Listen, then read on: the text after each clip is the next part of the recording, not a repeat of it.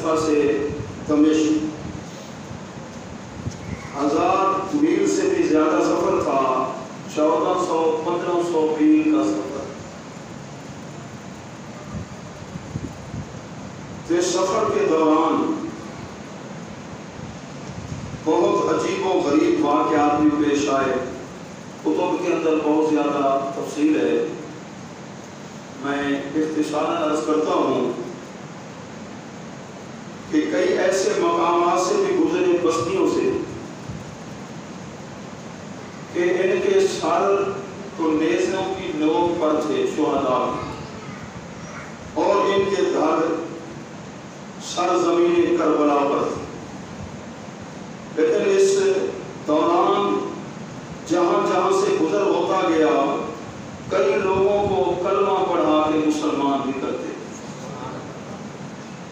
کئی جگہ سے گزر ہوا، ایک مقام سے گزر ہوا، رات کے وقت انہوں نے پڑھاؤ ڈالا یزیدیوں نے۔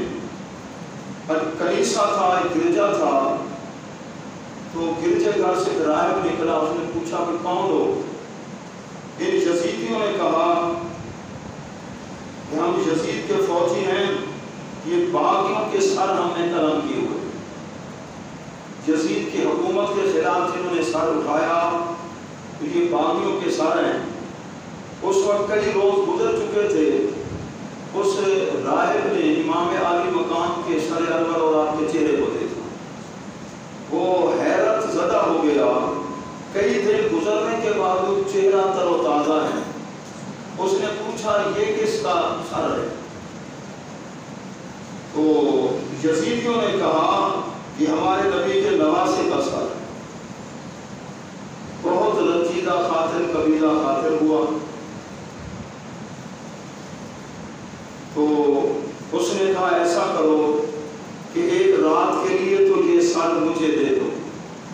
یزیدی کہنے لگے ہمیں جا کر آگے انعام لینا ہے، کہیں ایسا نہ ہو کہ سر ہم سے گم ہو جائے، انعام سے ہم محروم ہو جائیں۔